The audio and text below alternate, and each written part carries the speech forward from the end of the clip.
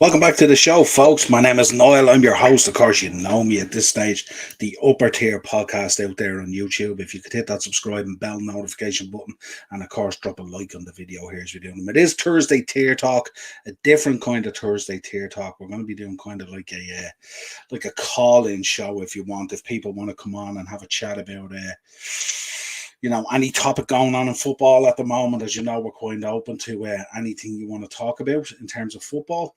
Darren will be joining us shortly. He's just a little bit delayed, so he should be with us in the next 5 to 10 minutes or so. But tonight we are going to be covering some of the news that's coming out and stuff like that. David Ornstein causing absolute mayhem in the Liverpool fan base with his tweet the other day about Jude Bellingham. Of course, Conte and his job still up in the air. Are they going to use the international break to make a change? Are they going to come to a settlement with him? Or will he see it out? Or will the likes of Roy Mason or whatever be put in charge? Roy Hodgson, after stepping into the Crystal Palace seat, Patrick Vieira, after being sacked, we'll be talking about that, no doubt, because we are going to be covering tonight. We're going to take a real good look at the title race. We're going to be looking at the relegation battle. And we're also going to be talking about the European spots, the top four race as well. All heating up, everything to be decided. So let us know your thoughts. If you want to come on the show, you can come on. If you want to make a point for a couple of minutes, let us know your thoughts on what we're talking about and stuff like that. More than welcome to come on. Darren will be with us shortly. He's just en route. He just got a little bit delayed with the weather or whatever it was. So he'll be with us in the next 5 to 10 minutes. We'll take some comments. Eno's in, of course. Said he was late earlier. We did a great show on Dynamos. It was not a bother Eno at all. He was charging his phone. But we had Kenny Noble on. Great guy. If you're into pro wrestling, he's after writing a book, The Greatest Show on Earth, all about his WrestleMania, but through the eyes of a fan. He's done some brilliant artwork and stuff like that and all. So if you want to check out that episode, it's up there now on Dynamos. Does him well, worth a watch. If you want to support the guy, if you like reading books and looking at artwork and stuff like that, there's a link in the description if you want to order the book. And in store Saturday week, April Fool's Day, the first day of WrestleMania 39, we will be doing a book launch in store as well. Details of that will be coming over the weekend and stuff like that. So if you want to secure a spot and that, come in. Me, Kenny, talk about the artwork, talk about the book and the process. He's happy to answer all questions. Great guy, really, really approachable and stuff like that and all, and a true wrestling fan. Kind of a downtime at the moment in terms of football. Content creation for us at the moment, because we don't really cover a lot of the international stuff. But of course, tonight we will be talking about Stephen Kenny, and we will be talking about, of course, Evan Ferguson. What a season this man has had after launching now his senior Irish career. Made his full start last night, his full debut last night, rounded it off with a goal. Interesting for Queeveen, of course, and goals and stuff like that. Got caught out a couple of times, but finished 3-2 anyway, and a win is a win, and that's the most important thing at these times, especially with a team that's kind of in transition. Still a number of names in that squad that I don't agree with. That should be well finished at this stage, but a lot of youth there as well that he's trying to mesh together. But that would have been a big result back from there. But Evan Ferguson, he's going to be an absolute superstar, isn't he? Henry's in the chat. How are you, Henry, my friend? Even though I'll just finished my live. Hope it went well for you. Let us know. And of course, if you want, Henry, drop the link to it in the chat there if you want. And hi, chat. He's watching good game against Italy at the moment. 2-1 to England for a change. It hasn't been a dull bore, yeah. And interesting as well, yeah. And yeah, very interesting. Yeah, I think Harry Kane as well is the did he make it tonight all-time England goal scorer or something like that, as far as I know. And my man, Cheapy Productions Podcast, is in the chat as well. Where's Darren watching the replays of the Kenny Masterclass? I don't think so. And Kelleher, yeah. Morris saying Kelleher looked very rusty. He did look very rusty, and look, he hasn't been given any game time. Like, it's understandable, isn't it, if the guy wanted to move in the summer and stuff like that to play football, because the one thing about goalkeeping is you really, really, really have to keep yourself in there and stuff like that. You can't just be warming a bench for that length of time and not getting any game time and then expect to step out into an international scene and have to perform. And at times, Queeveen has done that, especially for Liverpool when he's come in cup competitions and stuff like that. He's been absolutely outstanding. I still say, and if anyone wants to challenge me, he is without a doubt the best number 2 backup goalkeeper in the Premier League without a shadow of a doubt, and he would walk into a lot of Premier League teams as a number one as well. Daz is in, my man. Daz, how are you, buddy? I hope you're doing well. All good with me at the moment, pal. Just the weather's a bit crappy and stuff like that, and all. So it's and of course, when the football isn't really on, the internationals are fine, but when the real football, as we call it, isn't on, it's kind of a little bit of downtime to decompress and stuff like that and chill out as we, we'll be back at it again fully next week, of course, with previews, of course, for the Man City game. It's going to be thick and fast. Content from Wednesday onwards of next week is going to be crazy because we're going to be previewing the Man City game. With Liverpool on the Shankly Sessions, of course. We'll also have the Chelsea game, and we'll also have to preview the Arsenal game. I'm sure Morris or Kyle or Delboy or one of those boys will come on and we'll preview that Arsenal game. That's going to be absolutely massive at Anfield, massive. And we are going to be talking about it because we are going to be covering the title race tonight and where we think it's going to go. We're going to go down through the fixtures that are left, and we're going to try and pinpoint where the teams might pick up or drop points and how it's going to finish up. So you guys can let us know that as well in the chat, or if you want to jump on and express your view on what we're talking about. Do you agree with us or disagree with us? You can let us know, of course, and jump on. There's multiple links in there now. I've linked it in there and linked it in at the top as well. So anyone who wants to come on, more than welcome. Morris back in. Yeah, he's a good keeper though, but Gavin has to be the man for Ireland. Yeah, I think, and it's mainly, do you know something? Do you know what it is, Morris? It's not because it's a flip of a coin between the two guys when they're playing.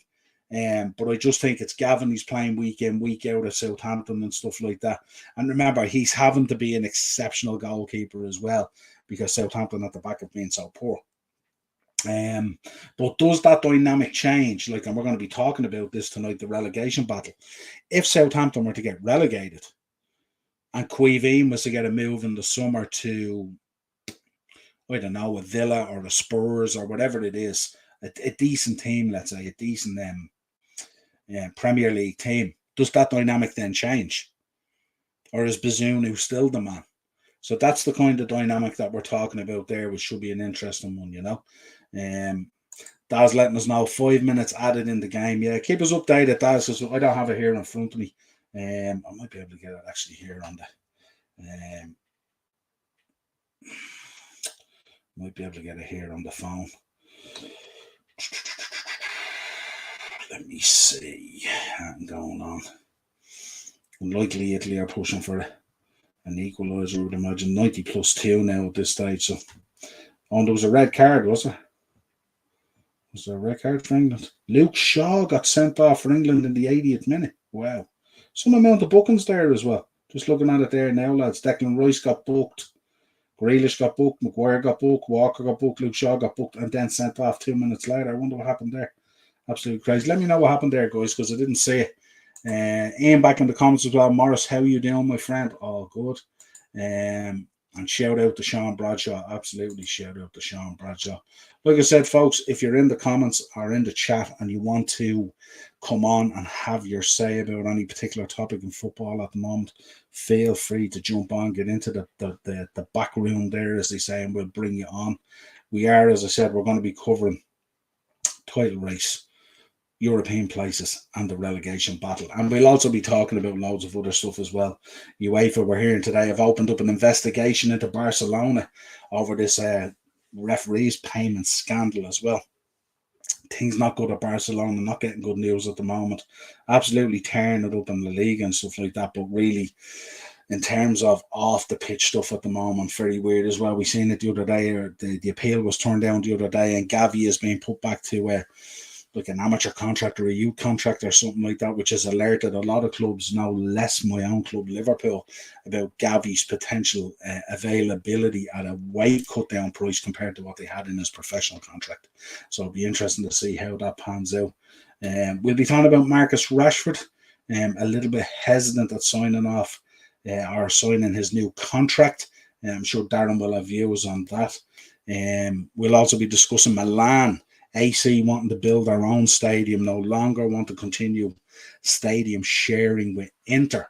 What does that mean for the Italian league? Is this the time really to be doing it? No, Daz, you don't need to have your camera on if you don't want to, buddy. There's no problem at all. If you want to come on, you can leave your camera off if you want and just use your audio. It's cool, pal. Whatever way you want to do it. Yeah, we're not that precious here, Daz. We're not that precious. The link for the show is in there. You know, if you scroll up through the comments there, you'll see I posted. See the StreamYard link? The StreamYard link there. That's the one. So you just copy that in if you want to come into the stream to talk about football. Purely football tonight, though, you know, not wrestling. We won't be talking about any wrestling or anything like that. We will be getting Darren's views, of course, on Conte's outburst as well and what's going to happen there. And of course, we get a big update as well.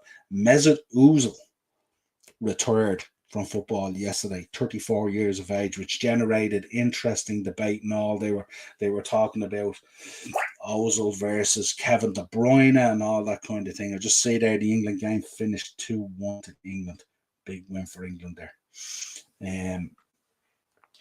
So yeah, we'll be talking about that. And there was a debate going on between Ozil versus Kevin De Bruyne and all this kind of thing. So we'll get Darren's thoughts on that. Yeah, big up, Daz. Thanks for that. Just saying it there myself, pal.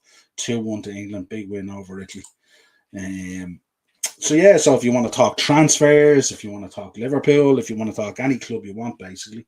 We'll also be talking about the United bids that have gone in and the delay that happened yesterday at 9 o'clock. United fan base in an absolute panic. It was at 9 o'clock yesterday. There was no bid had come in from Qatar and no bid from Jim Ratcliffe's Ineos. I think it's the name of the group that are managing the bid.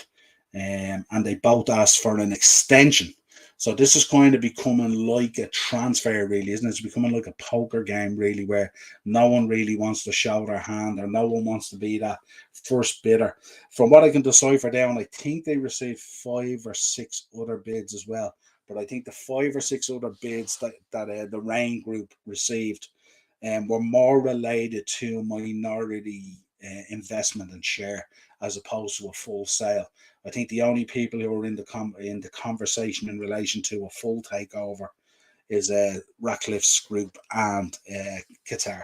They're the main two in terms of that. So they wanted a little bit more time to think about lodging their second bid, because it's probably this second round of bids now is where they probably start eliminating people. And there's 2 very different dynamics within the bids as well. You've got Qatar there, who, you know, information is being leaked that they're putting in a very hefty bid for United as well. But they've a lot of money that they want to invest in potentially a new training ground, the upgrading of Old Trafford. They want to get rid of the debt, so there'll be no debt laid on the club, all that kind of stuff, which could be a huge dynamic for the summer transfer window for Man United, who have also expressed interest in Jude Bellingham. Along with City and ourselves and Real Madrid. So it'll be interesting to see what way that goes. But it'll be interesting to see how this bidding process goes, and are the Glazers leading people up the garden path? Do they really want to sell? Do they really want out? Or are they testing the market in terms of investment and whatever other opportunities they might have there? We'll have to wait and see. What else have we got for you tonight? Mitrovic, absolute madness last week. You've seen it with the Fulham game and stuff like that. Absolutely, they were in control of the FA Cup game. We spoke about it on the Monday matchup, but we specifically have to talk about the different groups and the punishment that's being thrown around and spoke about and stuff like that, and what way is that going to go, and like the talk that you should be getting a 10-game ban and all this kind of thing and all. You go back and you look at the incident. I mean, the incident wasn't great. Doesn't look great. It was a moment of madness. Fulham were in control of the game. Willian handles the ball without dispute. I don't think you can dispute that. Gets a red card. Marco Silva's gone absolutely ballistic. Gets a red card. And then Mitrovic goes over, kind of shoves the ref somewhat and gets a red card. So let us know your thoughts on that as well. They're talking about a 10-game ban and all this kind of stuff. Is that really where we're at now? I mean, he didn't poleaxe the ref, you know what I mean? And we'll have to talk about that. But Darren's about to join us now, so we're going to get into the show, folks. So if you do want to come on, let us know. If you're in the background, we'll see you there if you want to come on and make a point. But joining me, the main man's coming in now, my co-host, Dazzler. What's up, my brother? Good evening. How are we? Sorry about the tardiness. No problem. Not a bother. We were just going through how the show was going to go and stuff like that. I've dropped the link into the chat if people want to come on and chat about anything. It's going to be more of a kind of a call-in show and stuff like that because we don't really have anything to preview. We don't really have Beat the Bookie to do any bets. So it's just a different flavour of a show. So anyone who wants to come on, more than welcome. We do have some breaking news. I don't know whether you've seen this yet. I haven't seen anything in the last hour. Okay, so 15 minutes ago, Thomas Tuchel was named Bayern Munich manager. Julian Nagelsmann is to be sacked with immediate effect. What happened there? Is there any background to it? Oh, yeah. So, not really. Obviously, Bayern haven't been, firing on all cylinders this season, and they've had quite a tough time. Their league position, they're still top of the league, but they're in a title race. Actually they're not top. They're second. They're a point behind Dortmund. I just had a look at the updated table there. They're a point behind Dortmund. Things haven't been going as well as they would have liked. Yeah, I was reading articles today about Sadio Mane as well. They're not happy with Mane at all and stuff like that. Yeah, so there's been a lot of stuff like this coming out recently, and things weren't going the way that the hierarchy at the club wanted. But this evening, as I was on my way home, a message came in, and it's a link to the Fabrizio Romano account, and it says breaking news as of tonight, set to be done and confirmed. Thomas Tuchel will become the new FC Bayern coach. Here we go. Contract until June 2025. Details now agreed. As mentioned, Tuchel was the leading candidate for the job. Tuchel will replace Julian Nagelsmann, who is set to be sacked by Bayern Munich with immediate effect. Tuchel was the leading candidate for the job. No one even knew this was going to happen. This is crazy. Proper breaking news here. Like, you know what I mean? This is yeah. I thought you'd enjoy that. Candidate for the job, and he's literally been thrown in there the minute. Did Nagelsmann walk out one door and Tuchel walked in the other? Was this one of these like revolving doors or something like that? Well, don't forget, Nagelsmann is set to be sacked. So he hasn't been sacked yet, and it's already confirmed that Tuchel has taken over. Someone messed up there then. Someone has messed up there big time. There's listen, it's an awkward situation, obviously, at Bayern, and it's a developing situation. But the nuts and bolts of it are Tuchel is now off the market. So a guy that's been linked heavily with the Spurs job over the last little while. I think Tuchel and Maurizio Pochettino were two of the main protagonists for the Spurs job. And Tuchel is now off the shelf. And but Julian Nagelsmann is possibly an option for Spurs and any other team who think they might like to change their manager. Big up, Joanne. Thanks for dropping in. Hey, Joanne. And Acers is there as well. He lost the dressing room according to Sky Germany.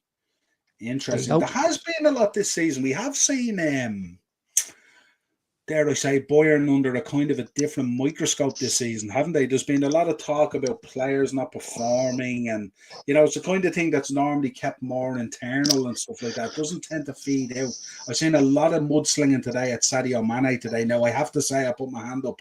I haven't watched Bayern much this season, so I couldn't even give you a comment on it, to be honest. But I mean, they're there or thereabouts in the title race, and they're well placed in the Champions League as well, and they have been performing.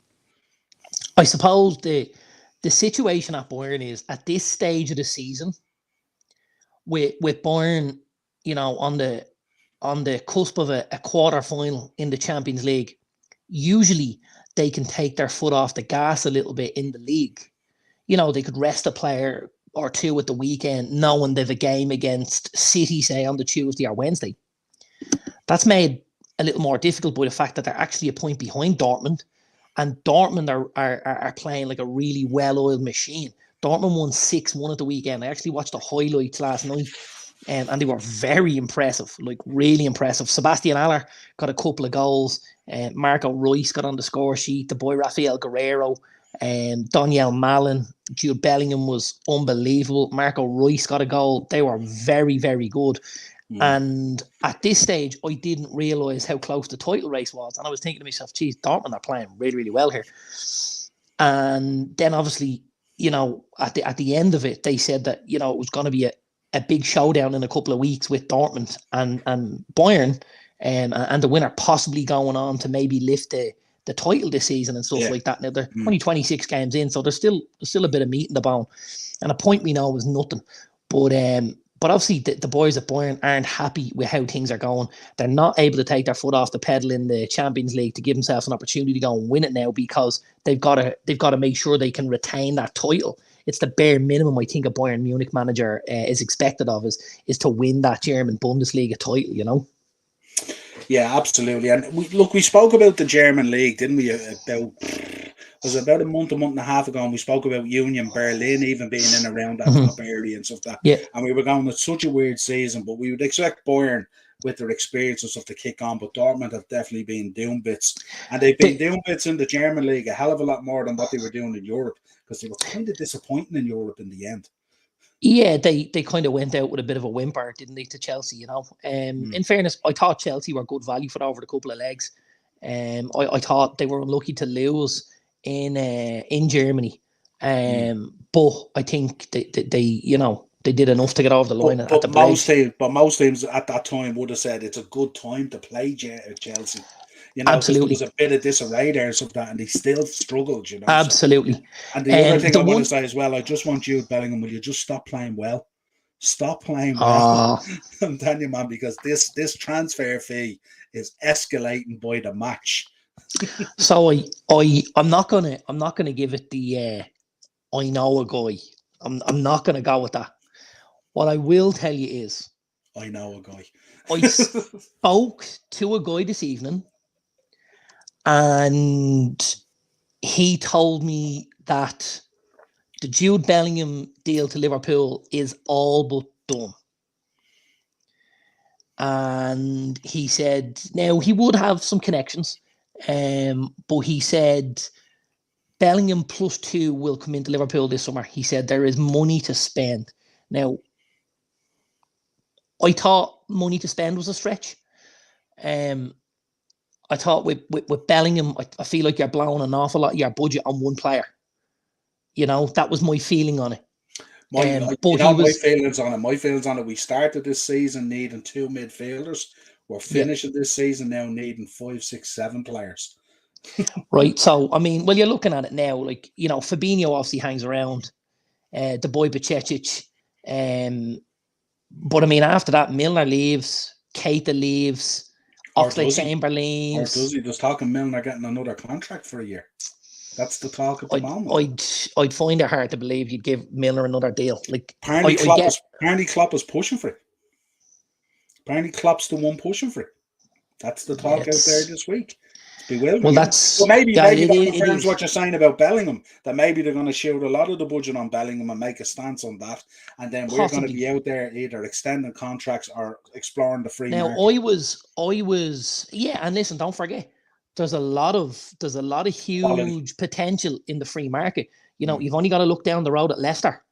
The boy Yuri Tillemans, he's a free agent. There's a good few out there. Rabiot does a number of players. There's a lot of guys here, right? Yeah. So if you're looking at maybe, okay, let's say like you bought in somebody with a bit of a prospect at a 15-20 million mark, right? Let's say you got in a free transfer, a Tielemans, a Rabiot, somebody like that, and you added the Bellingham, right? That would be a huge window. Absolutely huge. Yeah, well, especially considering if you think about how the season might pan out as well. There's no guarantee for us by a long stretch on Champions League football and stuff. Now, I don't necessarily think. I know for a long time Bellingham's been linked with Liverpool, and I absolutely believe that it's his preferred move. I believe that, you know. So there's nobody has to kind of sway me on that. I do feel like, though, the deal is going to be that big that Liverpool are going to struggle to get involved in it. That's my personal feelings on it. That's the issue for me. Won't be not necessarily even the financials.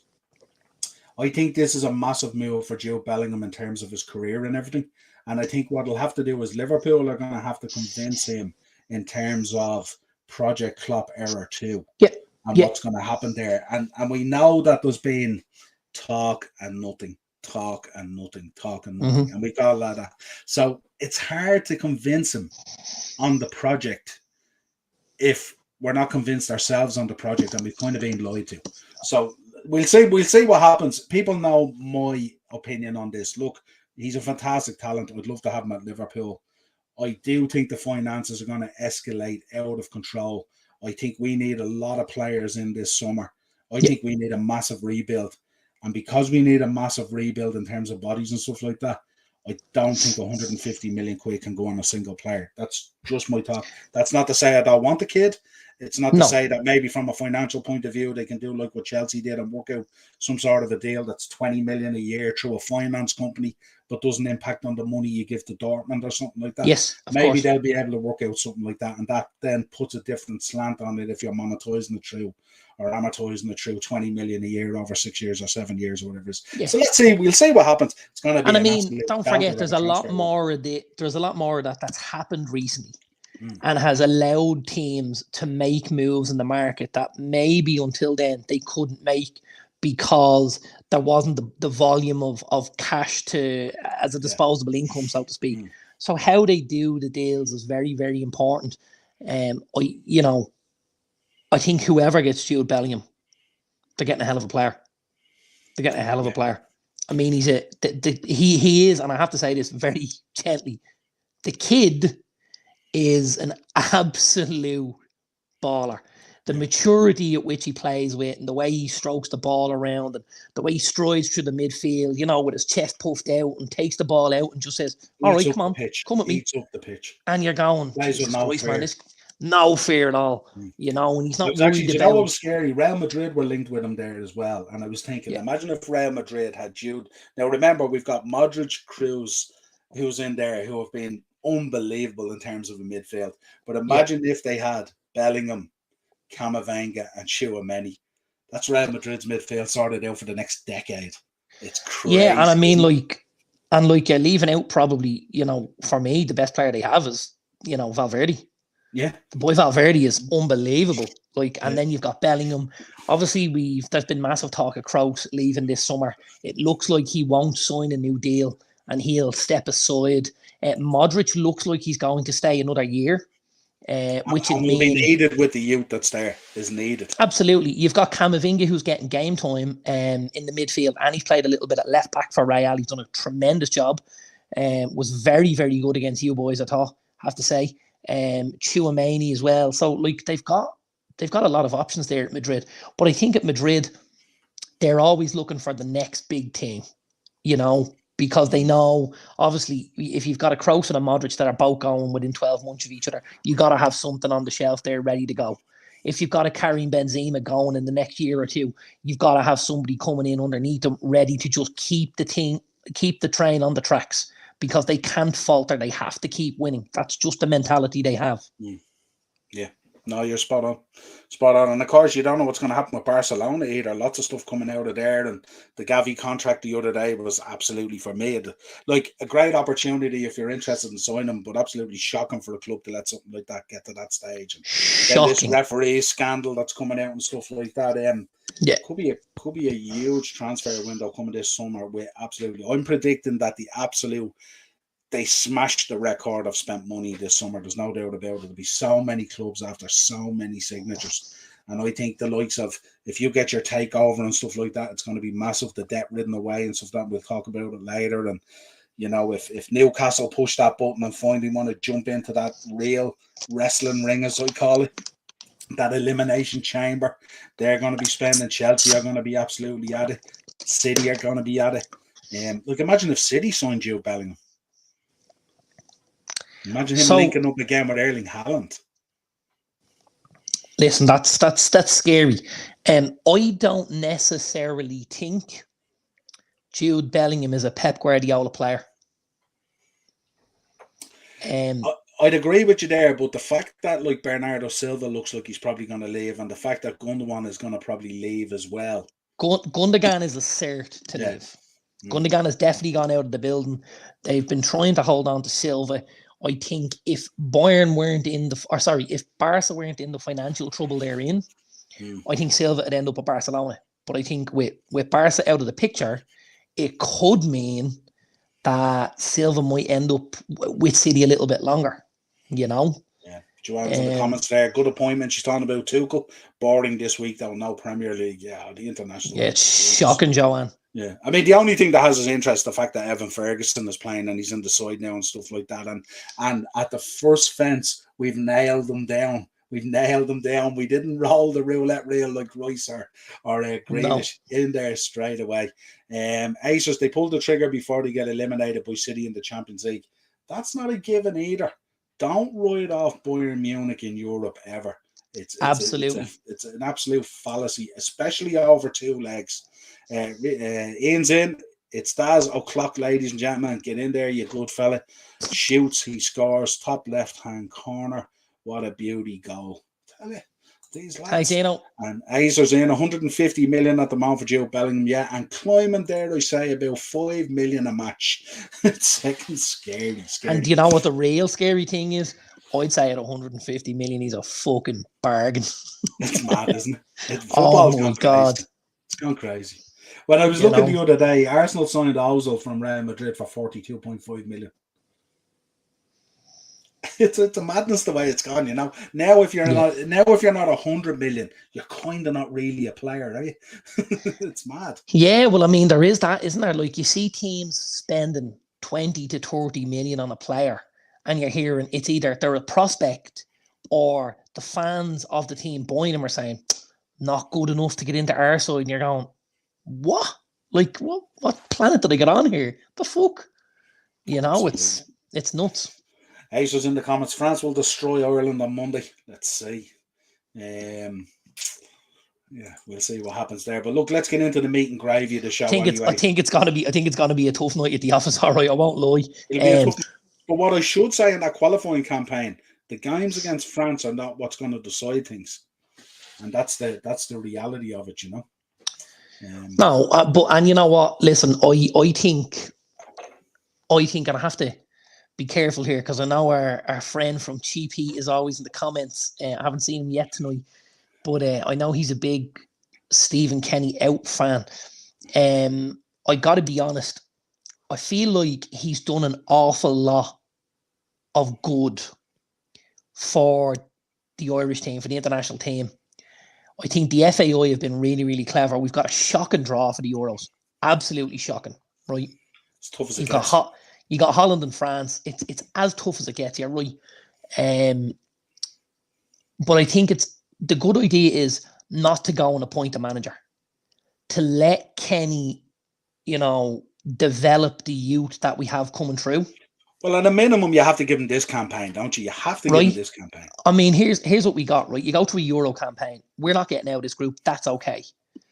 But let's let him build something. Let's let him build a squad. I looked yesterday at the squad, and we were down to about 4 or 5 players that I thought shouldn't be near the place. Everyone else, I went, do you know what? He should be here. He should be involved. He should be a guy looking to get game time to, and if I scroll back to yesterday, I know we're not going to do loads on Ireland, but just very gently, like of the starting 11, like Matt Doherty shouldn't have been near it for me. Just a personal thing. But other than Doherty from the starting 11, like I'm happy enough with the other 10. They're young lads. They're getting blooded. They're getting game time. They're guys that are going to improve with games at international level. And then from the bench, I suppose for me, other than James McLean and Jeff Hendricks, who came on, both of them came on, shouldn't be anywhere near an international team. Like Jeff Hendricks can just about get a game for Reading, who are struggling in the championship. So why he's playing international football is beyond me. James McLean's at Wigan in the championship, and they're in the relegation zone. They're absolutely shocking. Like, other than the three lads. I was laughing the other day. I was listening to an interview the other day. I can't remember who it was, and I was laughing. I was thinking to you when I was watching it, and they were talking about how vital James McLean is to Ireland. Oh, stop. Just stop it. Just stop the planet from moving. Let me get the fuck off. Like, if you take out McLean, Hendricks, and Doherty, everybody else in there is young, exuberant, has a bit of talent, bit of ability, work rate, technique. Let them blood them in this campaign. Let them understand what it takes to go and play in games in games like Ireland, France, and Ireland, Holland. And then if you're gonna make the change, make it going into the World Cup campaign we all want to be at a World Cup more than we want to be at a Euros anyway, right? You got a much better option of getting a reasonable draw with the way the seeding is done. And you then have guys that have 10, 15, 20 games under their belt at international level, and they built themselves up to something. I think the FAI are doing all right here. And all we keep doing is pissing on them and on Kenny. And you're going, Jesus, you know? Yeah. Now, we say that timing is everything. We've got a guy in the background here that wants to come on. And we have to bring him on. What's up, my brother? Big up, legends. How he's getting on, mate? Here we go, trouble in the house. How are you? Timing is everything here because I know why this man is coming on and we haven't spoken, but we are going to be talking about the title race and we're going to break down a minute, and I'm glad he came on because it'll be interesting to see how that goes. But we're also going to be talking about Kyle did a video today. Take your time. Kyle did a video today. He put up on his channel there, so check out Kyle's channel as well and get over there and subscribe to it and all that good stuff. The realest of Arsenal fans. But Kyle did a video today talking about Ozil. And I put a comment in there, and I don't know where we sit on it, but Acers is agreeing with Kyle today that Ozil was an absolute flop at Arsenal. So I know, Darren, you're probably thinking like me here now. And Kyle, I don't know if you had a chance to look at my comment. And now, wait for a minute, the way I came with it. The way I came with it, Darren, was I think Ozil was a fabulous player. I really do. Okay? He was an unbelievable player. But what I did say was he probably didn't achieve everything he wanted at Arsenal. But I made the point that I thought it was because Arsenal were in a huge transition period at the time, and they were coming a lot of those years. Kyle would back me up on this. Wenger stayed, 3-4 years longer than he should have? About 7. And a lot of, and if you remember that, Kyle, a lot of that was during Ozil's career as well. Yeah. You know, yeah. And I sort of flipped it the other way from where you were. And not that I disagreed with where you came from. What I said was it that Ozil was a flop for Arsenal? Or was it that Arsenal let Ozil down by not doing what they should have done once they brought him in? Because he was such a good player. And that was my view on it. Now, I know towards the end of his career there and the new contract and all the way it went, it got very, very toxic. And a lot of that was pinned on Wenger as well, if you remember. He gave Ozil that big contract, and then it all got very, dare I say, it got very Aubameyang, dare I say, you know. But Darren, first of all, give us your thoughts on Ozil first. Returned the other day, 34 years of age, which is quite a young age to retire. Obviously made truckloads of money. 4 FA Cups at Arsenal. Won a La Liga in Spain with Real and a Copa del Rey, I think.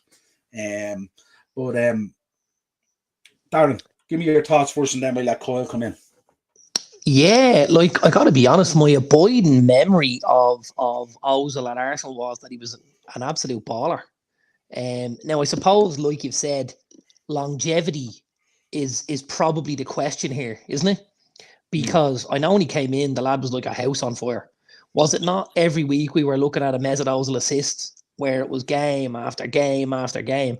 And some of the football and the free-flowing football was unbelievable. But I think you've hit the nail on the head when you spoke about the fact that at that stage, Arsenal weren't a team that were in a position to go and win a league title. And no matter how good Ozil was going to be on his own, he wasn't going to do it all on his own. He needed backup around him, and he didn't necessarily have that at Arsenal in that period. But that's my argument at the moment. If we signed Jude Bellingham and nothing else, it's the exact same thing. Yeah, you're expecting one guy to make the whole thing tick, and that's unlikely to happen. You know, you've got to have 3 or 4 different pieces in there for, you know, something to work. I just glanced, as you were asking me the question, I said I glanced at his statistics there.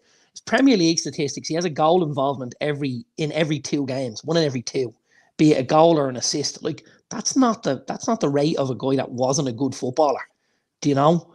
And I think you got to remember, like some of his intricate play and some of those little balls he played in behind and stuff like that. The guy was a really, really good footballer. I'd have to be in your corner there, Niall, and just say that was a guy that Arsenal brought in and maybe didn't fulfill their promises to him rather than the other way round. Yeah, I often compare it as well to us with Thiago. When Thiago plays for us, we all know how brilliant Thiago is as a player. It's without argument. But I think sometimes Thiago at times look a little bit foolish because he's thinking a level above what's around him. And when he plays those balls and stuff like that, that sometimes don't connect, he's thinking at a totally different level. And unfortunately, the players at times that are around him can't think at that level.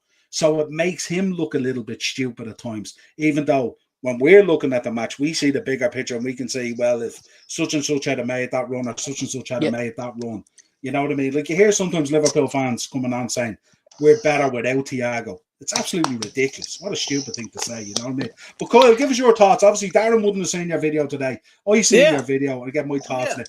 Now, listen, the one thing I have to pull you up on, you dismissed winning 4 FA Cups. You dismissed that out of hand. That's a big dismiss. 4 FA Cups. Yeah. Fair play to him.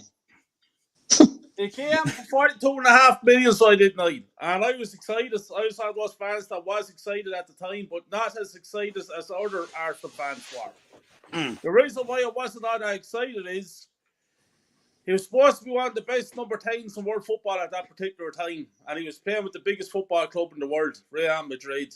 And no matter what manager you have at Madrid or whatever was going on at Madrid at the time, I'm sure you don't sell your best player, one of your best players, especially to Arsenal Football Club. So it was a weird one. It was a weird sign. It was a strange sign at the time. I remember the buzz, the excitement. Couldn't believe that we pulled it out of the bag, but we did.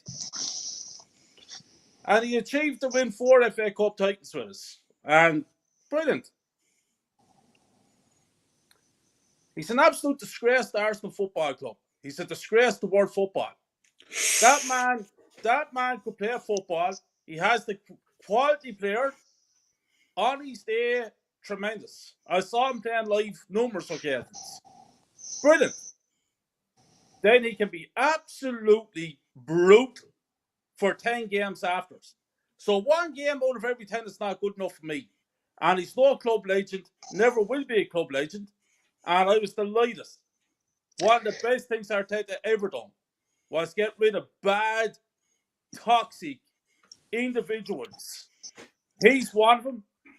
Was there many club legends from that era in the Arsenal team? Dazzler, you're spot on, mate. And if you look at the video I done, I actually said that, Dazzler. I said in the last 15 years, I don't remember a club legend over the last 15 years, mate. And people, Dazzler, I'd be interested to hear your opinion here because he went to Hughes. People said that Sanchez, Arsenal fans said that Sanchez was also a club legend. He's no club legend to me either. Good player, don't get me wrong, but he's not a great player. At one stage was probably the best player in the league at one stage. But he didn't have, as you say, he didn't have the kind of success that you would link the word club legend to. You know what I mean? When I think of Arsenal and I think club legends, I think Thierry Henry, Dennis Bergkamp, Tony Adams, Patrick Vieira. They're club legends. Not just because they were super footballers, but also because of the success that they were able to drive the club onto. And I think the two go hand in hand, you know. You've got to be an unbelievable footballer, but you have to be part of a successful period in your club. And that's why similarly, and this is going to be a shout, because similarly at Man United, I would be a massive David De Gea fan, right? I know there's a lot of United fans, can't wait to see the back of him. And I know a lot of United fans that don't think he is a club legend, even though he's now our record clean sheet holder. But because we haven't gone through a period of success while De Gea was involved in that team, people write off the fact that he's been a very, very good player. You know what I'm saying? And it's tough. It is subjective. It's everyone's kind of opinion on it. Like for me, I don't think you can be the record clean sheet holder at a club like Man United and not be a club legend. Me personally, I don't think so. How many games did De Gea win for you single-handedly? The man is a phenomenal goalkeeper. And listen, I'm all in that corner. That's me all over. But I know from talking on United forums with other United fans that, you know, they feel like at the minute, De Gea is one of the reasons that we're being held back apparently. And the other thing is that, you know, he's not going to be looked at as a club legend because he didn't win the trophies that the fans expect. And that's a similar thing with a different set of glasses on to the Ozil thing. You know, will people remember him as a super footballer? Yes. You know, because at times the lad was unplayable. But because he wasn't involved in that sustained period of dominance for Arsenal and that trophy-laden period, he won't be remembered in the memory like a Bergkamp or an Henry or a Vieira or a, you know, or guys like that. But you see, that's the other thing. I saw Arsenal platforms there last night actually comparing Austin to Bergkamp. And I'm saying to me, what are you doing? What are you talking about? The man wouldn't be fit to take Bergkamp's book lessons. Yeah, that's a stretch now. Comparing him to Bergkamp, that's a stretch. He was being compared to Kevin De Bruyne as well, which is you know, an interesting on an Arsenal thread or on both threads. Threads, they were going back and forth on it and stuff like that. I wouldn't have even thought that'd be a conversation. But do you know what I want to tell you? I heard there today that conversation taking place, and I heard certain people say that Ozil's a better footballer than Kevin De Bruyne. And I just now here's the only thing I'm gonna say about that argument. I have my own opinion on that, right? But here's what I will say: look at De Bruyne pre-Manchester City, right? He's in. Where was he first? Was he? Where did he head to Chelsea from? Was it Wolfsburg? Yeah, I think it was. Yeah, it was Wolfsburg. He went to Chelsea. It was Chelsea. He went back elsewhere, and then eventually he went to Werder Bremen. Then, or he came somewhere, and eventually ended up at City.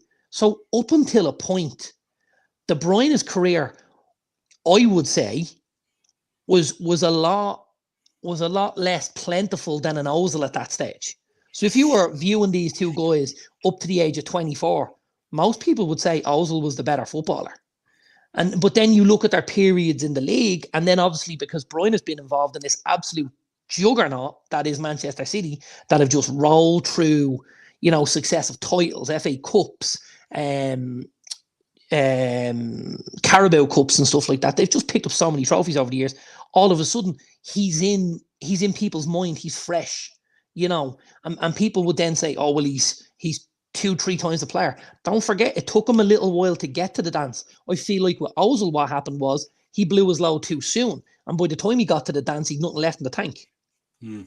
I suppose the counter argument as well is if you put Ozil in that City side, just imagine what he would produce. You know what I mean? And that's the kind of thing. But certainly, I mean, if it was a choice between us, I'd imagine we'd have KDB in our teams before we have Ozil. Absolutely. For me, Ozil didn't just retire yesterday night. He retired about fucking 10 years ago, if you ask me.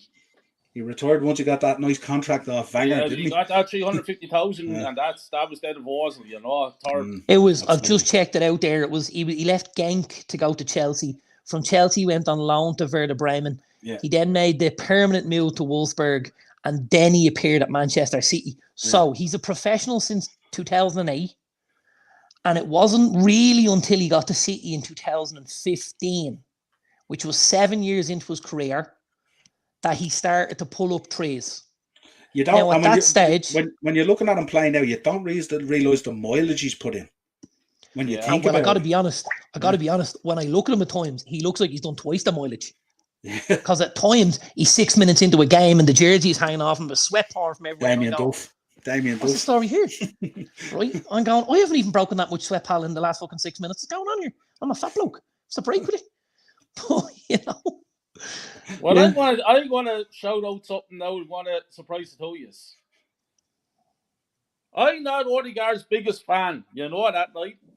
Yeah. But this season, just based on this season, and based on Ozil's 7 seasons at Arsenal, I would pick Odegaard ahead of Ozil every day of the week. But, Kyle, that's only assuming you go on now and win the title. No, even if we ain't second or third, because you're going to, Odegaard works hard. He's in the game. You see him in the game. Ozil, he wouldn't run from here to the chimney over there. Now you see the visual I ever saw. Now you see you're bigging up of Odegaard there. That sounds very familiar on this podcast, doesn't it? Back in those dark days of Odegaard, That sounds very familiar in this podcast. He's We a picked new up player, Odegaard here for a long, long time. He's a legend now, Niall. He will be hopefully in about 8 weeks. Let's see. Are we in it? Are we in a title race yet, Cole? No. We're going to be talking about that now in a minute. Mark's in, our resident ref. Evening, lads. Long time listener, first time caller. Just with the Conte situation, him being back in Italy and the international break, who do you think will replace Ryan Tubridy on the Late Late Show? Well, I'm just thankful that Miriam O'Callaghan has taken our name out of the hat. Because if that wasn't going to be a reason to turn off your TV screens, sweetheart, you're in your 50s. Stop wearing your daughter's clothes and get the fuck off the telly. That's her. She's actually 62, my friend. Fucking hell. Acer's back in. Ozil's shining moment was when he pulled Arsenal off the floor after going 2-0 down to Hull in the FA Cup final in 2013. And Henry's back in as well. Hi, Daz and Kyle. Yeah, he was on the other night. Hey, Henry. And Acer's, the hay is still going mad at Glazers for the broken fax machine. Here's one for you, Kyle. David Rocastle is Arsenal's greatest ever midfielder. You know what, Niall? It brings tears to my eyes. David Rocastle. Good footballer. He's my overall hero of Arsenal Football Club. Yeah, I can't stress enough how much that man means to me. I loved him. I grew up looking at David Rocastle playing with Arsenal. He was exceptional player. And he died way too early. He was taken way too early. Oh, absolutely. May God rest him. He's great footballer. And a real club legend. Not like that clown wasn't. That's why I brought you on. Now listen, you're not going anywhere yet. You're not getting an early night tonight. We're going to go through this. And we're going to try and predict where this finishes up this season by looking at the fixtures. I had a look at this, and you're not going to want to hear this, but I had a look at this, right? And this is not going to sound good, Kyle. I think City win the league this season 92 to 91 points. Yeah, well, I actually do think that Man City is going to win the league anyway, man. Yeah. That's not what I want to hit. That's not what I want. That's what, when I look down through this and I look at City at the moment, now I know Arsenal are doing really good at the moment, and I'm just doing the maths in my head here. Sorry, I'm just doing the maths. Well, it's very simple for you to do. You just need to pick out where the losses and draws are going to be, and then you can no. You just off what you've gone for. So, Arsenal have 69 points. There's 30 left to play for with 10 games in it. Now, if you think they're going to finish up on 92 points, that means they're going to drop 8. Yeah, and then of the 8 they drop, it's almost like, you ever hear when people are having when there's an election on and they talk about a swing vote. Well, the swing vote is the 5th game down, because that's a 6-point game. Because the City game isn't just Arsenal dropping 3 points. It's Arsenal dropping 3 points, City gaining 3 points, and goal difference if it happens. But don't forget, there was a couple of years ago when a little team named Leicester City won the league. And the year Leicester City won the league, they had to go to the Etihad. And we all thought that little old Leicester City were going to roll over and be tickled when they got to the Etihad. And they weren't. They put City to the sword 4-2 and absolutely clipped their wings and finished the title race that day. Don't be surprised if that happens again. Okay.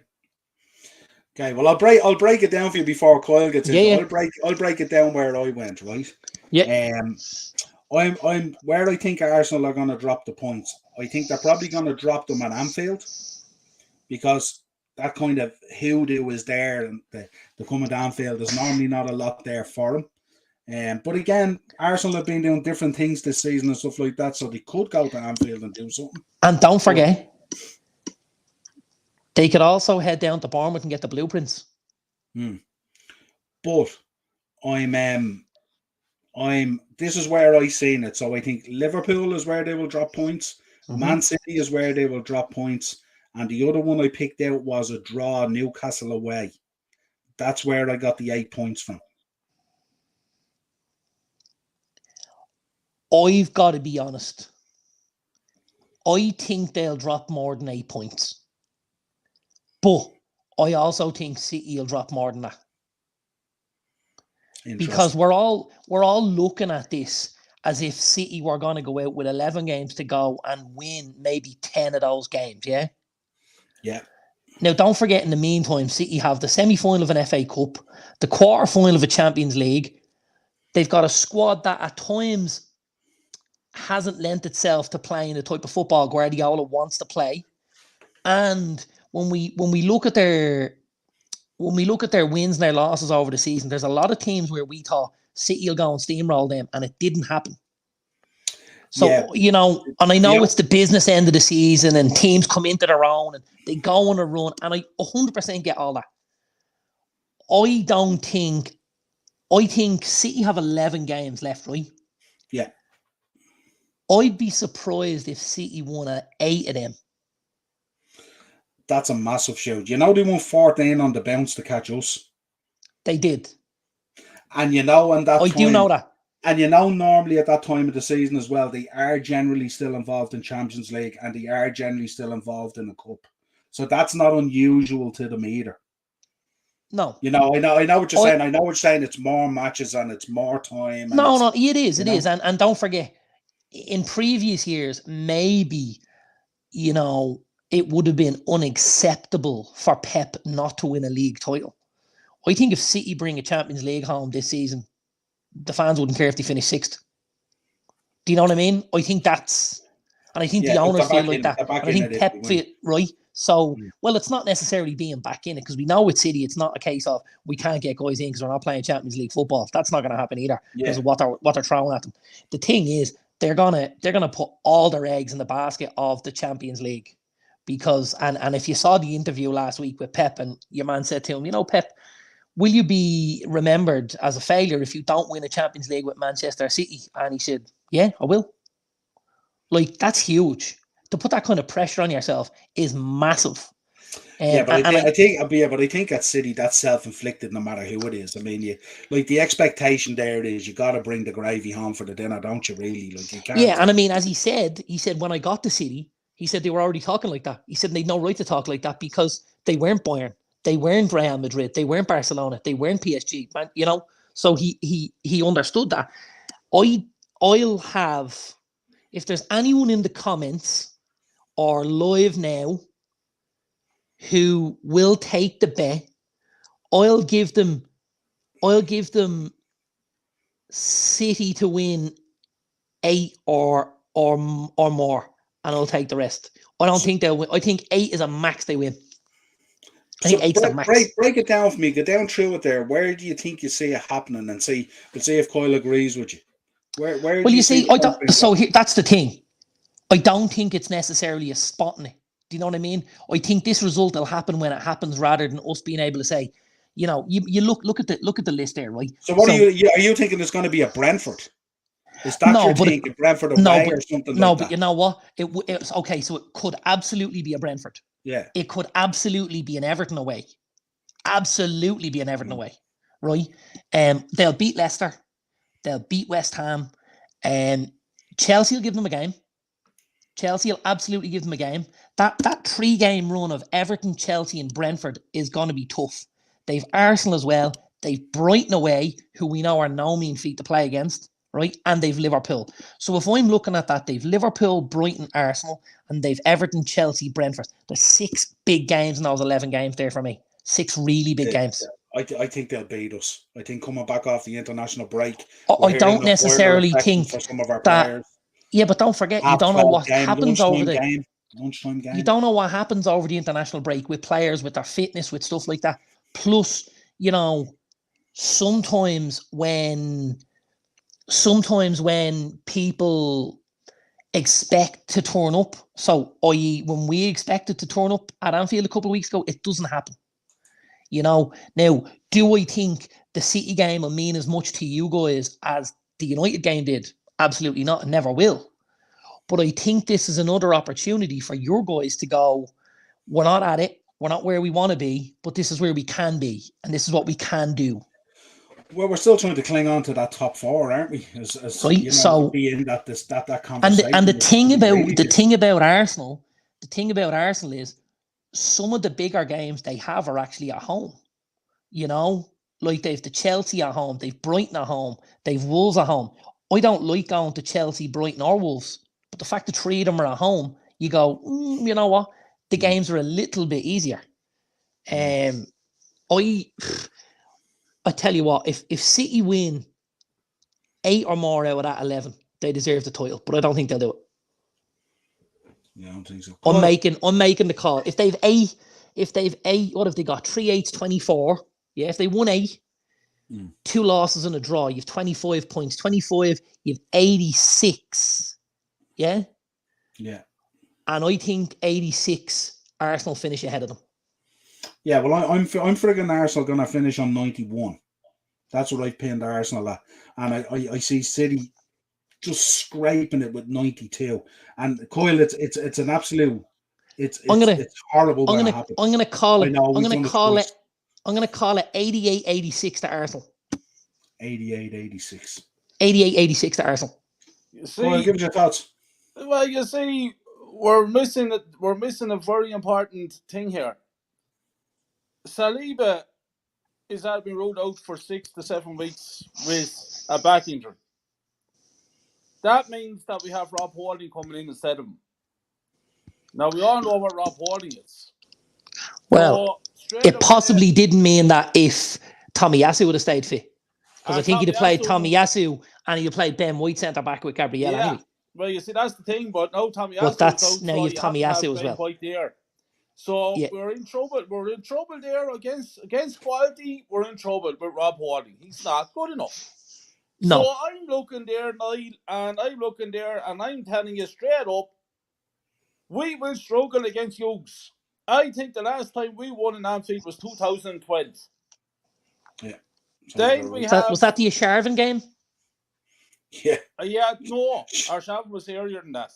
Was he earlier than that? Yeah, he was earlier than that.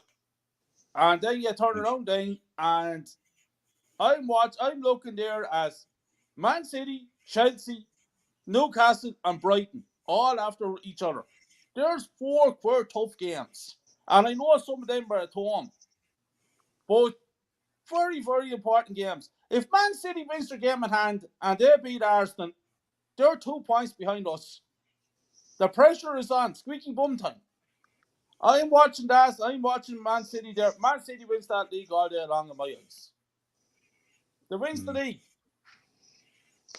I think we're going to drop more points. I'm gonna enjoy when the clock strikes 38 games on this league clock, and Arsenal sit 2 points ahead of City, and I sit back in this little picture between you two.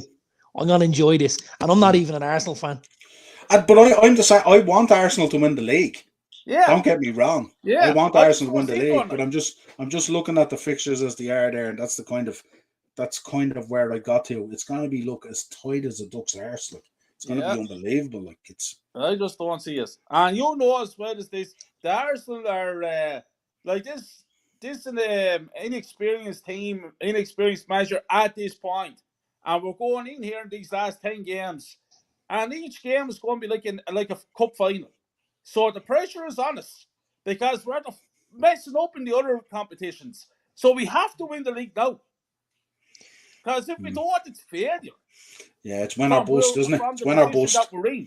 There's no recovery position from this now if you drop off. There's no recovery position from this. They have this all. Now, Kyle, I have to ask this question, and I have to ask it very gently. You're going to finish the season, let's say, without a domestic trophy, right? A cup competition. If you finished second in the league and didn't win any domestic or European trophy, where are you in the Mikel Arteta argument? Out. Holy shit, balls. Out.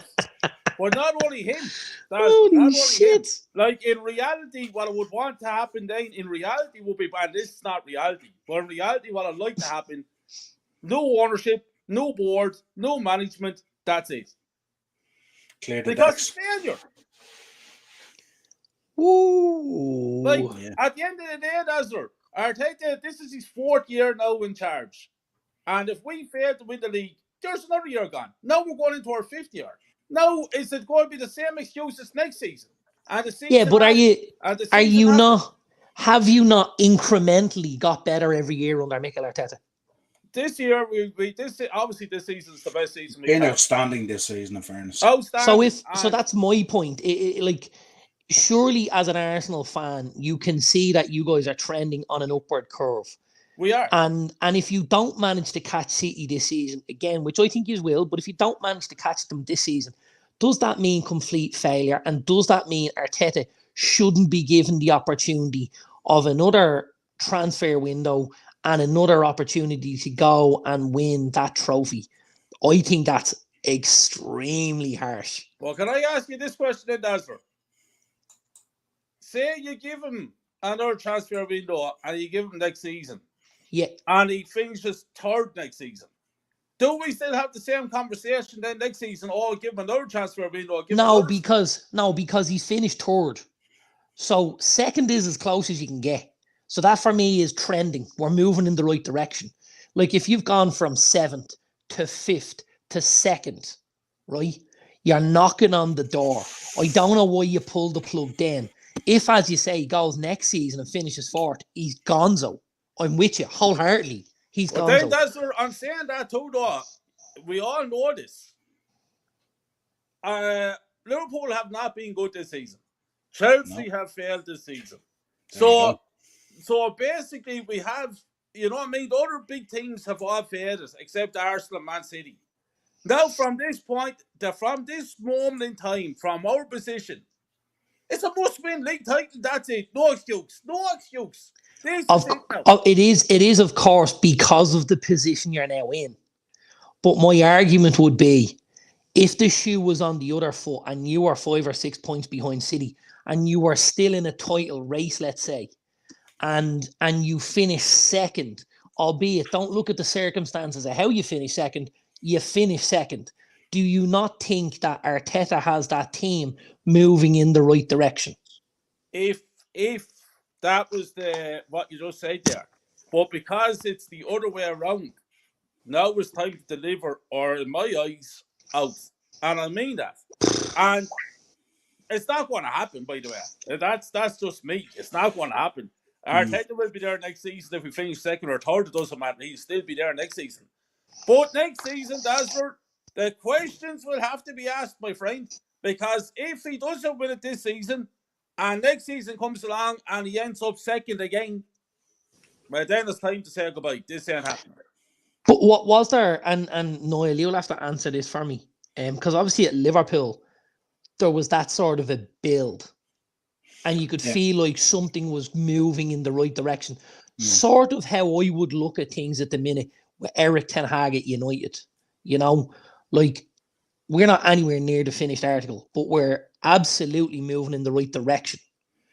Now, next season could be a season where we kick on, or it could be a season where we've a similar season to this season, you know what I mean? Where he's still earning out some kinks. But he could absolutely go on the season after that and challenge. So, do you know what I mean? I wouldn't be looking at it, even from a United point of view. Like, if let's say we won another trophy, FA Cup or Europa, whatever it is, we won 2 trophies and we finished 3rd or 4th in the league, we get our Champions League spot with 2 trophies in the cabinet. If he didn't win the league next season, I wouldn't be pulling the plug on it.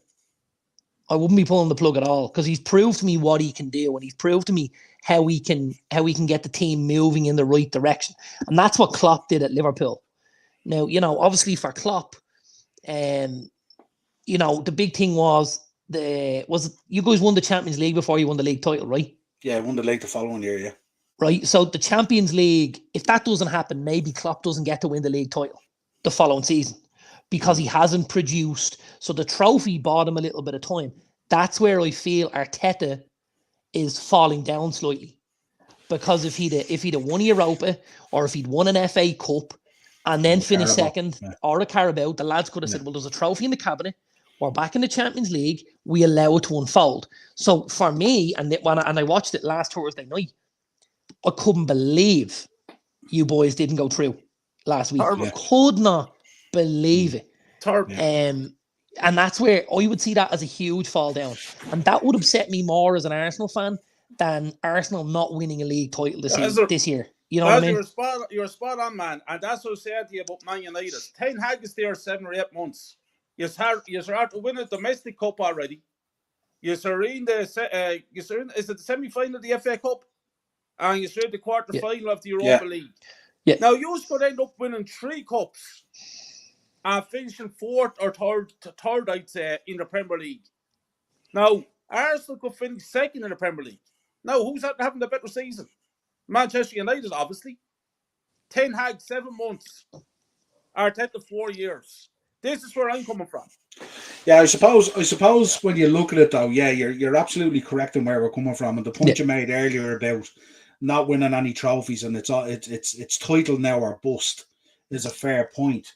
But I think when you look at that as well, you kind of have to separate that a little bit when you're looking at the development of what's happened and the stages that you've come from and stuff like that as well. Absolutely.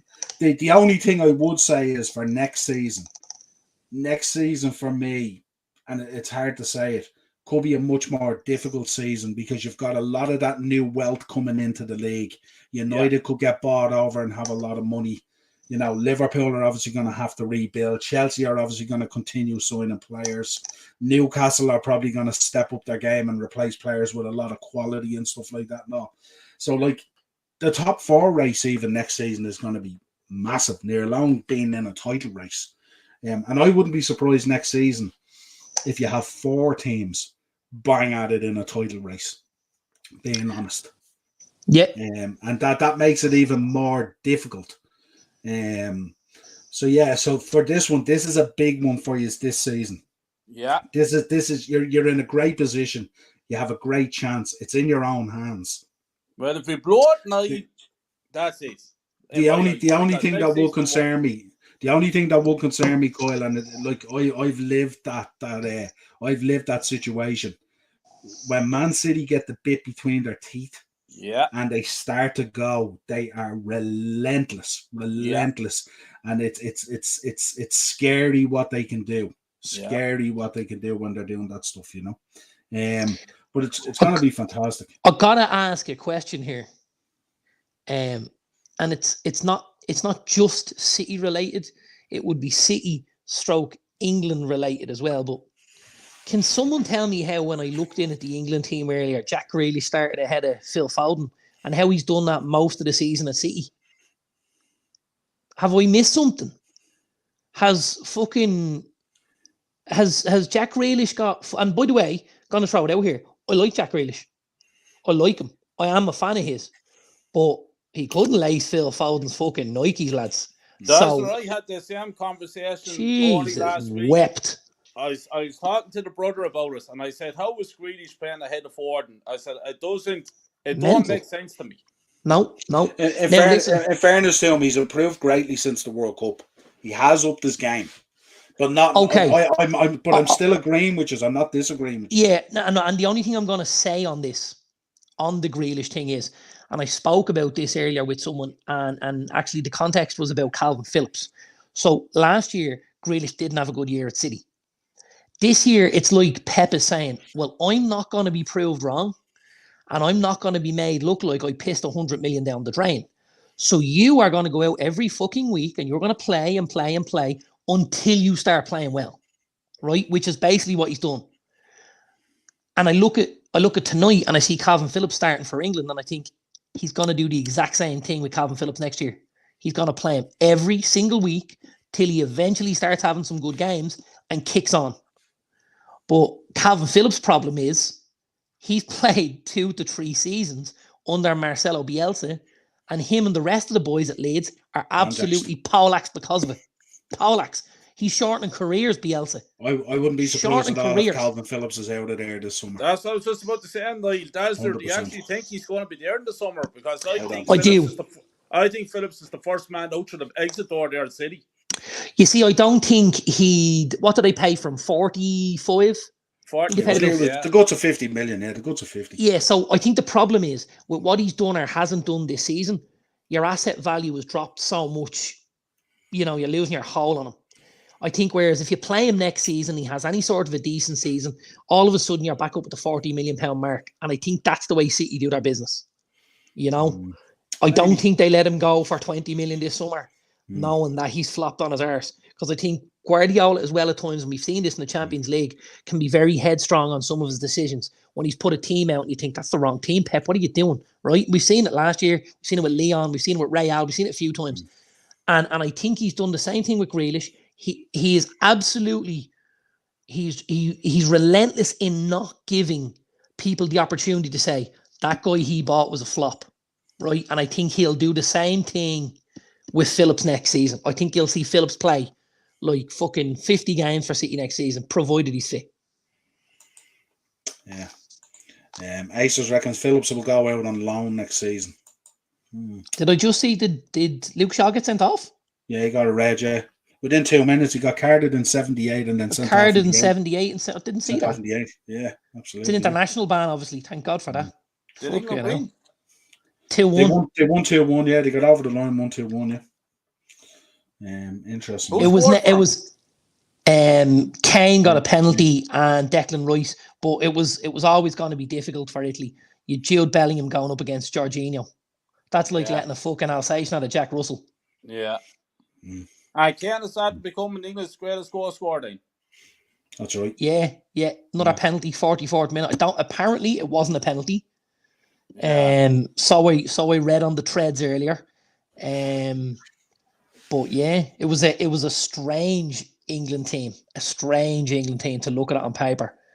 A lot of guys who you wouldn't think would be near the England first team were getting game time. It was really strange for me, you know. And what's most important is the Saka player. Saka played 85 minutes. Ah, fuck's sake. Were you expecting any different? 85 minutes. Listen, why do you think Marcus Rashford went down with a knock? Exactly. That's what Saka should be done as well. He wasn't going down for England with 2 more trophies in the pipeline at United. Not a fucking chance. Exactly. Look at Haaland. Haaland tips over to Norway and gets relieved of duty again. A knock. Yeah. But why can't Saka not do the same thing then? And we fighting for the Premier League. Probably feels like he owes them after missing the penalty in that fucking Euro final. Do you know what I mean? He's only getting the fans off his back now, isn't he? You see what happens as well with Southgate as well if you pull that card. I mean, look at what's happened with Ben White. Like, imagine Ben White's not in the England squad and Maguire's in there and Tomori isn't. Like, it's shocking. Maguire started tonight. Yeah. That is absolute. Like, the back four, when I looked at the back four earlier, the back four was Kyle Walker, John Stones, Harry Maguire, and Luke Shaw. Now, I don't care what football team you are. You can have Messi, Ronaldo, Neymar, Maradona, Pele, and fucking Cruyff ahead of you. You're winning jack shit with them 4 behind you. Fact. And with fucking T-Rex in goal. I'll catch the ball. It's actually around with the ball, kid. It's probably not a stretch, is it, this season to think that Maguire's probably played more for England than he has for United? What do you mean? It's probably not a stretch. It's factual. Yeah, probably. Yeah, I haven't looked at it now. But it's factual. Is it factual? Yeah. Yeah. Shout out to Dermot Potter, huge Man City supporter. I've sent you the upper tier link. Appreciate that, Eno. And Acer's back in. I think England should never have to qualify because every single group has no competition. And have they won something ridiculous like fucking 30 qualifiers in a row or something? They may have. I don't know. Oh no, didn't they? Yeah, maybe because they lose or draw a friendly or something in the build up to the World Cup or something. Or the Nations League. But as for the actual groups in the Euros and the World Cup, like, it's getting ridiculous. Their goal difference is like plus 40 after 7 games, and you're like, what the fuck is going on here? Yeah. Oh, Gibraltar didn't get any better this time. Oh, what a shock! Yeah. Fuck's sake. Let's take about 10 minutes, lads, right? Let's talk about the top 4. How you think the top 4 is going to pan out? And then we'll have a quick look at the relegation, and then that's it. Right, make it 9, will you? Right, let's go. We could make it 7 if you want. Giddy up, you pup. Man City win the league. Arsenal second. Man United third. And I'm going to put my neck on the line and say Spurs 4th. Ooh. That's seriously putting your neck on the line. That is fucking putting your neck on a spike. You could be looking at Ryan Mason managing Spurs till the end of the season. Yeah, I still think Spurs could do it tonight. I'm gonna go with Arsenal to win the league, City to finish second, United to finish third, and Newcastle to nick fourth. Niall, did we have this conversation about Newcastle? We did. I meant to say it actually on the show earlier that you said if they put in 2 good results, and they did, would make a huge difference to the season. You called it there on the show. And we didn't. And I did say it was just about getting it. You know, they'd had obviously up until the cup final, and they that little lull. And I just thought the game at home was the game that was going to get them started. And they obviously good win away at home against Wolves, and then again a good win away against Forest. But I have to tell you, the boy Alexander Isak is different gravy altogether. He is absolutely unbelievable. Kyle, you're an Arsenal fan. You guys need a number 9. I'm a United fan. We need a number 9. We would give our left arm for the boy Isak. Now, That's he's what I was shouting for Isak to go at Oh, Arsenal 3 years ago. I can't understand why. What a super footballer. Have Yeah. you seen I watched both of those games because they both happen to be on Sky, because I only have Sky. But I happened to watch the 2 games, the Wolves game and the Forest game, and his work rate, I was like, what's going on here? Why is this kid running like he's a fucking 1,500-meter runner? He was closing lads down everywhere. Then the ball comes in, it's hold-up play. He links it. He puts balls in behind. He puts it in behind, and then he spins off the shoulder of the back of the last defender, and all of a sudden he's in and going. You're thinking, this kid is fucking phenomenal. Phenomenal. Yeah. Oh, my God. He reminds player. me a bit of Patrick Kluivert. That's not a bad show, Kyle. Yeah, I'll give you that. That's a great show, Good actually. Great show, Kyle. Great show. So that's how we're saying it finishing up. I'm kind of thinking now, kind of along the lines of you, Darren, but I just the thoughts of not being in a good Lord. Can't face that Europa League. See, I think you could absolutely reel in Spurs. Absolutely reel in Spurs. But that's not the benchmark. That's not the benchmark. Plus, don't forget, and as we looked at the games, you've got to play City and Arsenal. So they're 2 big games, right? 2 big games. You know, they really are. Yeah. We'll see. No, You're confident, Darren, on United, yeah? Confident of them staying in there, no issue. Yeah, like I'm looking at it there. At the minute, we're the best of the rest. And we've played 26 league games. So we've league games to play on, 2 on Spurs, 1 on City, and 2 on Arsenal. You know? And we're the best of the rest. So at the minute, I'm okay. I think April's going to be big for us. Obviously, the international break, and we look to have Christian Eriksen on the way back. And I think he's been sorely missed at United. Very, very sorely missed at United. I think it was underestimated how much he was doing for us. I think we've looked at a much different team under when Eriksen hasn't been involved, because we haven't been able to control that midfield, and we've had to play a little more on the counter attack. And I think he'll just give us the last little kick to get us over the line and get us into that 4th spot. Yeah, it seems like there does be confusion sometimes within United's shape because he's not there. The shape players are going in on top of each other, taking up space that other players should take up. And if Eriksen had that ball and that control and the way he holds it to see the game unfold, that doesn't really happen. Yes. Yeah, and I think he brings an awful lot of calmness to the lads around him. And I think they look at him and go, we're all right, he's got it at his feet. You know, whereas I think other than that, you look at, and again, like I'm a Bruno fan. I do like Bruno. But I think because Bruno always ends up being the guy who's trying to make that last pass, his success rate is always going to be lower. Whereas I think with Eriksen, he just knocks it, gets it back, knocks it, gets it back. And when you keep pulling those pieces around on the puzzle, eventually you create enough space somewhere for a guy like a Bruno, and then he's able to make that pass. You've actually stretched things a little bit for him, and you've made life a bit easier, you know? Yeah, Bruno's looked actually a tad bit lost without him, hasn't he, in fairness? Yeah, absolutely. Does Bruno do your head in though, man, with his attitude on the pitch? I think he's a fucking disgrace, to be honest with you. Absolutely. Yeah, and that's, I suppose, something that I think I'd like. You know, when we saw Rashford earlier in the season, and obviously he was dropped for the Wolves game, came off the bench, got the winner and stuff. You saw the attitude was good. Obviously, he put his hand up and said he was late for the meeting and stuff. I don't see Bruno putting his hand up and saying, you're right. I shouldn't be acting like a fucking idiot. I shouldn't be rolling around on the ground kicking my feet because I haven't been that foul hasn't been given against me, or because the yellow hasn't been given against the guy for the tackle. And I think there's a maturity needs to come to Bruno's game over the next sort of 18 months. And I think the problem is if it doesn't come in the next 18 months, he might find himself on the periphery at Old Trafford. And that's a crazy thing to say considering the impact he's had. But I don't know how far Ten Hag allows it to go before he steps in and goes, not for me, not anymore. Yeah. Similar to the way he's dealing with Anthony. He's dealing with Anthony in a kind of a way, isn't he? Yeah. Well, I mean, the thing about Anthony is, like, himself and Anthony are as thick as thieves. Because I don't know whether you've seen them when they were celebrating the Carabao Cup. Like, he put his neck on the line to have Anthony in the team.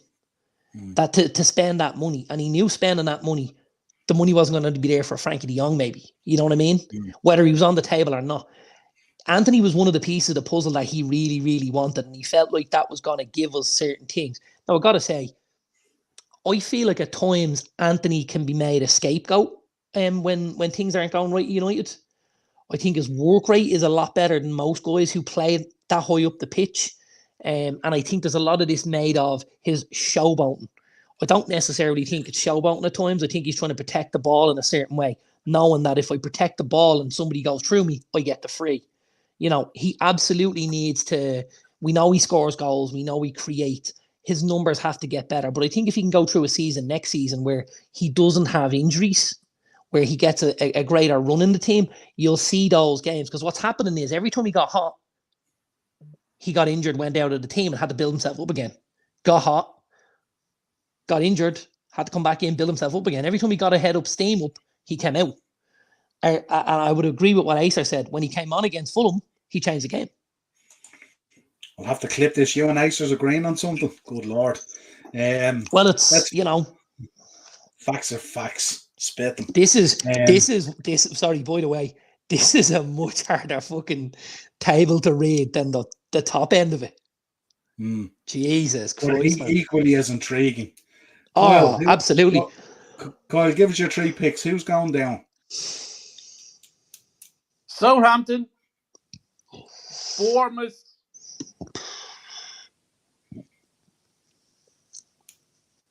and Jesus, I think those 2 things are starting to go down, and then I think either West Ham or Forest. I think maybe Forest. Interesting. Jesus, it's hard to know. Fuck. It's a tough one, isn't it? Sure, there's 4 or 5 teams there that can go down, like, you know what I mean? Yeah, absolutely. I just said there was 9 teams there that could go down genuinely. Right. That's it, that's it, man. There is. I got to be honest. If I'm Crystal Palace and I've played 28 games and I've got 27 points, now let's just look at everybody underneath them, right? I just want to look at that for a second. Southampton played 28, 23 points. I would say Southampton are the closest thing to assert as we have in that table there, right? But from that, a lot of the teams below Palace have games in hand. Leeds have a game in hand, they win it, Palace drop a spot. Forest game in hand, they win it, Palace drop a spot, that's 2. Leicester the same, West Ham have 2, and Bournemouth could gazump them as well, possibly, right? So all of a sudden, Palace could be way down in 17th or 16th after a week of this. Yeah? I think the Roy Hodgson thing is a panic. I really think it's a panic. Absolutely. Like, I think Southampton for me are gonzo. The 2 teams I worry for most out of what's there is Leicester and Palace. I think Leicester and Palace are really, because let's look at Forest here. Excuse me. Forest have been picking up results at home a lot of the season. They'll continue to do that. They'll probably, if they could win 3 more home games, they're on 34, and maybe 1 away and a draw, they've 38, 39, they're safe. I think Forest are close. Everton have been rejuvenated under Sean Dyche. again, Goodison Park making it a fortress, 1-0, 1-0, 1-0. Really, really impressive. I thought Leeds were unbelievable last week against Wolves. I thought Wolves and Lopetegui have done a good job. So when I'm looking at this, I'm looking at Palace and I'm looking at Leicester going, neither of these have either changed manager the way Wolves, Leeds, or Forest have, or Everton have, or have been picking up results throughout the season like Forest have. Forest had a really bad start, but they've gathered momentum then. So I think we could be looking at a situation where Southampton, Leicester, and Palace end up down. And there's a show. What do you think of West Ham? I think West Ham will be all right. I think West Ham, they've enough. They've a bit of quality. Moyes will be experienced. They got Everton off the hook enough times. And I think, with the guys like the Scamacas and the Antonios and the Bowens and the Lanzinis and the Rice, they've enough. They'll do it. The problem for Moyes needs to learn to play his best 11 and stop messing around. Yeah, but Moyes also needs to find out what his best 11 is. True. And this has happened previously at teams where, you had an 11 and you knew what you were going with week on week. And when you brought somebody in for big money, like they've brought in, say, the boy Lucas Paqueta, right, from Lyon, really good footballer. We can see this guy is a smashing footballer. He doesn't necessarily fit in the West Ham team very well, right? Because when he fits in, it means they have to drop someone out. Because obviously you got Bowen on the right. You've got either Scamacca or you've got Antonio through the middle, right? On the left-hand side, you've generally got Benrahma. And then they either have Fornals or Lanzini, who played as the 10. Now, when Paqueta comes in, that means Rice and Souček have to go further back, right? And it doesn't necessarily mean because you're buying these really, really good players that they're going to fit into the system that you play and the team that you want to put out. I think that's what's happened to West Ham. Yeah. No, I think it's an interesting one, but you're a good shout there on Southampton, Leicester, and Palace. That would be madness, wouldn't it, really, when you think about it? Not as mad as Arsenal win the league title. God, look, he's pumped up. We haven't pumped up again. He's happy again now. He was down in the dumps about Ozil. You're back again. You're back. Niall, I got a big shout out to do before we go on. Oh. This might be my very last appearance on YouTube. Oh. You might never see me again. Why is that? Del Boy's 40th birthday. He's coming to the sunny southeast Friday and Saturday here in my hometown, and we're celebrating for the whole weekend. So I don't know if I'll be alive after this weekend or not. It's gonna be a wild weekend. That is mad. That'll be quality. Yeah, fair play. Kyle, is there a possibility we could get you to walk around with a body cam for even a couple of hours each night and we could live stream to YouTube? Because I think that'd work an absolute treat, pal. I've got to be honest. I've already got a deal in the offing. That'll get your subs up. Absolutely. The phone is going to be in my hands, and I will be making some nice little videos, and they will be going up on YouTube. You should get one of those GoPros with a headband. Go around like a miner's out. Yeah, be quality. Quality. It should be interesting, and a few boys from Dublin are coming down with him, so it should be sweet. There's an interesting. Who's he bringing? I think a brother and a few friends of his, so God only knows that. And are you in Wexford Town, Kyle, or where are you? Enniscorthy, and he has Enniscorthy, Tracy's Hotel. That's it. That's where we're going. He's staying at Tracy's Hotel for the weekend. Is he? Yeah. Very good. Very good. Well, Kyle's growing a mustache over the next few days because he's barring out of most of these pubs. He's going to have to sneak in. Probably got a full coat and handlebar attached. Very good. And Ace was back in Wexford Garda on standby. Absolutely. The ERU are putting the balaclavas on as we speak. It should be an interesting weekend. I'll put it that way to you. Jesus. Huh? We'll be because there's no football on, we'll be waiting for these videos to go out on the channel. We sure will. Yeah.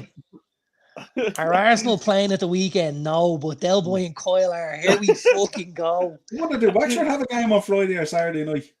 Friday, they're playing. Where the fuck are they playing? Bray. Tomorrow. They're playing tomorrow against Bray. Okay. You want to mind yourself going to Bray, Kyle. It's a rough spot. I stay. I'm too busy at Tracy's hotel, but it's going to be rougher, Dazzler. Quality. You have to find one of those foosball tables or something like that to get your shoulders and that. Oh, brilliant. Listen, Saturday morning won't be too nice now, let me tell you. And then you have to do it all again. Then you have to do it all again on the Saturday. So.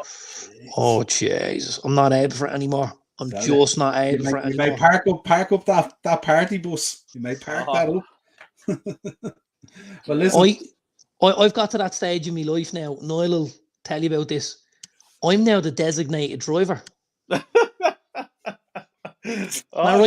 A broken man. A broken man. I'm the designated driver. I just say it's easier to drive than have to fucking drink and deal with the hangover tomorrow. Yeah. Fuck that. Absolutely. Well, listen, lads, an absolute pleasure having you on. Make sure you check out Kyle's channel, of course, and go over there, hit the subscribe. And on the upper tier, of course, and hit the like and the bell notification button, all that good stuff. Big thank you to everyone in the chat. Absolutely brilliant. Don't be scared to come on, lads, if you just want to come on. The link is always in there. We don't bite. We're friendly enough. But till next time, I'll talk to you again real soon. Cheers, lads. Cheers, lads. Peace and love.